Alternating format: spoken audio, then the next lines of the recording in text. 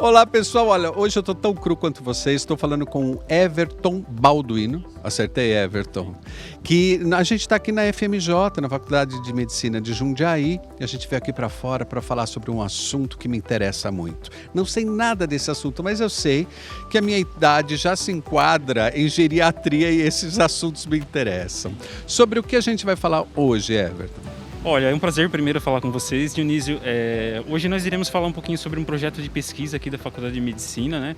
Foi um projeto de pesquisa aí, na verdade, que resultou num artigo que foi publicado na Inglaterra, um artigo que chamou a atenção aí de uma parte da mídia, né? E é um projeto que eu tenho muito carinho por ele, por estar incluído no projeto, né? Por ser aí um dos idealizadores e um dos cabeças do projeto. E é um projeto que o objetivo principal dele era investigar quais são os fatores que levam ao envelhecimento saudável. Eu não falei que me interessava. Envelhecimento. Posso te fazer um convite? Você fica à vontade sem máscara aqui fora? Então tira para o pessoal te entender melhor. Envelhecimento saudável, gente, acho que é um tema que tem interessado muito as pessoas, e não só quem está chegando perto dos 60, 50, enfim, mas aos jovens que querem chegar nessa idade com uma qualidade de vida muito melhor do que se falava antigamente, né, Everton? Com certeza. Com certeza, o objetivo nosso com a pesquisa, né, não somente essa, mas todas as outras que nós realizamos aqui na Faculdade de Medicina, na área da gerontologia e geriatria, a gente tentar entender quais são os fatores de envelhecimento saudável, mas não somente na área da cognição, né, que é o principal foco dessa pesquisa da Inglaterra. Nós temos aí pesquisas que investigam fragilidade, então nós temos ali investigações acerca do volume de massa muscular, do volume de massa óssea. Nós temos pesquisas que investigam treinamento cognitivo, então prevenção de demências, prevenção de Alzheimer principalmente, pesquisas que abordam terapeuticamente o mal de Parkinson, por exemplo. Então nós temos um rol de pesquisas aqui desenvolvidos nesse grupo de pesquisa, né, que é um grupo composto por vários pesquisadores de várias disciplinas. Nós temos pesquisas que investigam todas as áreas dentro do envelhecimento saudável. Agora, você participou de um estudo, mas primeiro, eu queria saber da sua formação inicial, que eu achei muito interessante. Vamos falar para o pessoal de casa. Claro, eu sou formado em Educação Física, né, bacharel em Educação Física pela ISEF, aqui de Jundiaí mesmo. Me formei em 2017, estou cursando agora Fisioterapia, já aí caminhando para o último ano, e sou estudante do mestrado aqui da Faculdade de Medicina. É muita coisa, né, gente? Quantos anos você tem? Eu tenho 32 atualmente. E por que você se interessou por essa área especificamente? Olha, eu acho que foi uma coisa levando a outra, na verdade, né? A gente vai tendo contato ali com professores de vários níveis, né, de várias áreas, e alguns professores marcam a gente de modo especial e acabam nos despertando o interesse por algumas áreas especiais, né? Então eu acho que eu tive a sorte de conhecer professores excelentes ali na ISEF e conhecer por outras instituições onde eu passei, aqui na Faculdade de Medicina não é diferente. E as portas foram se abrindo, uma pesquisa vai levando a outra, e quando a gente vê, já está publicando, assim, fora do Brasil e dando entrevista, né? Ele tem tudo a ver, né, gente, com essa área. Você fala com um certo carinho por essas pessoas que precisam de cuidados especiais numa fase da vida.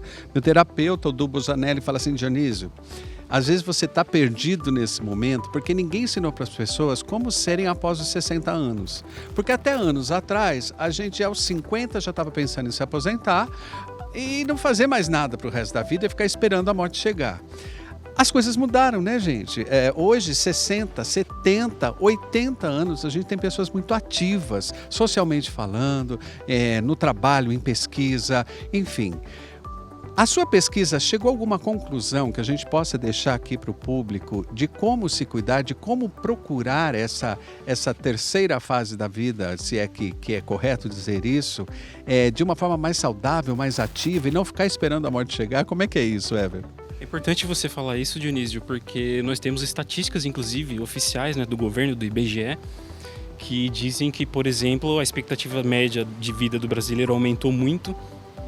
Nós temos aí um dado, uma estimativa para 2050, que até 2050 o número de pessoas com 80 anos ou mais vai triplicar aqui no Brasil. Triplicar.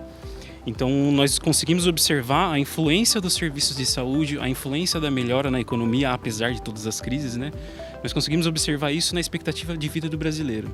E é exatamente isso que você falou. Então nós temos hoje em dia a compreensão do envelhecimento como uma fase da vida importante, mas não somente uma fase da vida passiva, né? Nós sabemos hoje em dia que o envelhecimento ele precisa ser ativo, e nós temos condições de fornecer isso para as pessoas. Então você tem toda a razão quando você fala que eu me refiro a essas pessoas com carinho, porque eu tenho pessoas na minha família que dependem das minhas orientações, né, que confiam no meu trabalho, e eu procuro tratar todos os voluntários e todas as pessoas com quem eu tenho contato como se fossem da minha família. Com relação à sua outra pergunta sobre o que nós poderíamos dizer a respeito do envelhecimento saudável, uma espécie de receita aí para a gente tentar atingir isso, nós verificamos que com as pesquisas que o ideal é que as pessoas sempre procurem aprender algo novo, sempre procurem aprender um idioma novo ou fazer um exercício novo, cognitivo, né? Um estímulo cognitivo novo. As viagens são de extrema importância. Adorei isso. Porque você consegue, né, na troca do seu ambiente, ter um estímulo cognitivo. E não somente isso, aí eu puxando a sardinha para o meu lado, né, os exercícios físicos são de extrema relevância. Para aí, que eu quero voltar já já, a gente tem que encerrar esse bloco. Rapidinho a gente volta já, porque o assunto tá bom, né? E o Everton é bom, ele tem um jeito certo, você tá na profissão certa, falando da coisa certa, porque eu acho que para tratar pessoas com uma idade um pouco mais avançada, a gente precisa ter um grau de humanidade um pouco também mais avançado, o que muitas vezes na área da medicina a gente não encontra. Mas o Everton passa isso com tranquilidade. Então, peraí que ele vai continuar dando dicas pra gente. Se você tá tão interessado quanto eu, não sai daí que a gente volta já.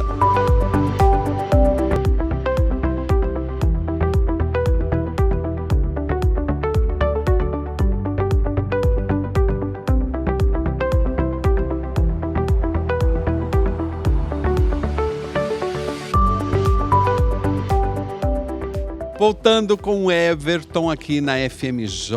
Olha, o Everton está passando um pouco para você que está chegando agora do trabalho que ele tem feito dentro da fisioterapia, dentro da educação física, com pessoas numa fase de vida mais adiantada, como ter qualidade de vida. E isso cada vez mais ficou importante para a gente discutir, né, Everton? Porque o Brasil é um país que envelhece rapidamente.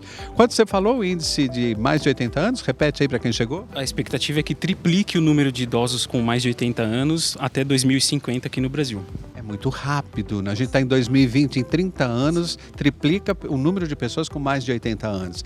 Isso é importante do ponto de vista de negócios, das pessoas que querem investir nessa terceira idade, principalmente buscando essa vida saudável, né? Você me falou então que da pesquisa, do ponto de vista cognitivo, as viagens, aprender uma língua nova, e Jundiaí a gente tem lugares muito interessantes que atendem esse público, com programas até ligados à prefeitura e tudo mais, dessa área cognitiva. Quando você entrou na área física, eu falei, aguenta aí, eu quero saber mais da área física. Por exemplo, eu começo hoje, à tarde, daqui a pouquinho, a fazer pilates, porque me foi indicado pilates. Dê dicas que você acha que o nosso público, a gente tem muita gente, uma idade mais avançada que nos vê, que pode também trazer essa melhoria do ponto de vista físico, que é o seu pedaço. Me fale. Olha, Dionísio, eu vou fazer um paralelo aqui. Antigamente a gente acreditava que algumas atividades elas não eram tão recomendadas para os idosos, né?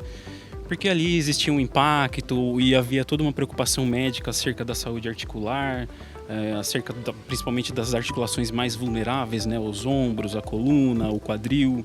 Então nós procurávamos, a medicina como um todo, ela procurava afastar um pouco esse tipo de atividade dos idosos. Hoje em dia nós sabemos que isso mudou. O que nós temos hoje em dia é uma ênfase da importância da atividade que aborda a musculatura de uma forma mais intensa. Então, você citou um excelente exemplo, que é o Pilates. Nós temos o treinamento de musculação, né? O treinamento de força, treinamento resistido, que ele é pautado no uso de uma resistência externa para você oferecer uma atividade ao músculo, e não somente ao músculo, à massa óssea. E mais ainda, nós sabemos que essas atividades um pouco mais intensas, claro, regulada para cada indivíduo, que ela promove ganho também na saúde cognitiva. Então nós temos uma correlação entre as coisas. É claro, é um organismo só, né? Exatamente. Nós temos essa correlação já demonstrada, inclusive por estudos brasileiros, né? Saiu recentemente um estudo muito importante feito no Rio de Janeiro, onde um grupo de pesquisa demonstrou a influência, por exemplo, da musculação na erisina. A erisina é um hormônio liberado quando a musculatura contrai, e esse hormônio é capaz de gerar um estímulo neurológico no cérebro, aí, consequentemente, né, que promove a proteção contra doenças neurodegenerativas. Você está querendo dizer que fazer exercício físico pode prevenir Alzheimer, por exemplo? Nós vamos bem por essa linha mesmo. Nós temos alguns dados que indicam isso, temos estudos profiláticos, né, ou seja, estudos que investigam a saúde antes que aconteça algum problema. E nós temos estudos que demonstram que as pessoas que são mais ativas têm realmente um fluxo de sangue maior tem uma cognição mais preservada. Interessante isso. Ele é bom, né, gente? Não é à toa que ele foi convidado pelo Casa Brasil para estar aqui nesse momento. Você é muito jovem, né, Everton? Quer dizer, você tem já sua família e cuida de pessoas, inclusive, da família. Agora eu queria abrir esse espaçozinho para você conversar em casa. Quanto tempo a gente tem produção ainda? Tem os bons minutos?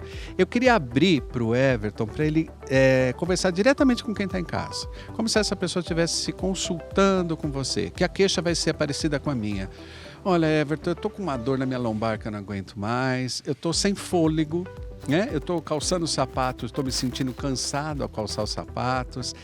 Que caminhos e que profissionais essas pessoas devem procurar? Porque as especialidades são muito grandes. Então a gente tem a geriatria por um lado, tem a fisioterapia pelo outro. Enfim, são tantos médicos, né, que a gente deveria procurar, que se o idoso for procurar todos os médicos, ele passa o dia no médico. Dê a sua dica como um especialista que está entrando nessa área cada vez mais, para quem está lá em casa. Converse direto com a câmera, não precisa nem olhar para mim agora. Olha, Dionísio, o que eu posso falar para você e para todo o pessoal que está assistindo é que hoje em dia nós temos profissionais das áreas do movimento, né? Então, fisioterapia, educação física, que são profissionais que têm capacitação e têm formação técnica para lidar com essa demanda da gerontologia, né, como um todo. Não somente esses profissionais do movimento, mas nós temos, por exemplo, os profissionais da enfermagem, que são de extrema relevância, né? Então as pessoas às vezes elas ficam nessa necessidade de procurar um médico, que é super importante você fazer exames de rotina, você fazer o controle da sua saúde com o auxílio da medicina, mas é importante você expor para o médico também a necessidade que você sente de fazer uma atividade física e contar com o apoio dele para isso, até porque esses médicos, muitas das vezes, eles têm a condição de fazer esse encaminhamento para o profissional de educação física ou para o profissional fisioterapeuta. Então o ideal é que a gente sempre procure esse estímulo de movimento acompanhado por um profissional, né? O exercício acompanhado por profissional ele é muito melhor do que o exercício feito por conta própria, né? Você conta ali com uma orientação especializada e é de fundamental importância que nós procuremos esse tipo de atividade não somente na velhice, não somente quando nós atingimos aí uma idade avançada, mas desde o começo da vida. Então crianças, os profissionais de educação física são capacitados para fazer treinamento infantil, né? Treinamento para criança. Então a sementinha ela tem que ser plantada desde o início, né? Isso é o ideal para que a gente chegue lá numa vida mais avançada com mais saúde. Você gosta da musculação como alternativa também? Eu gosto bastante da musculação, né? Nós temos evidências aí que apoiam esse meu gosto, digamos assim.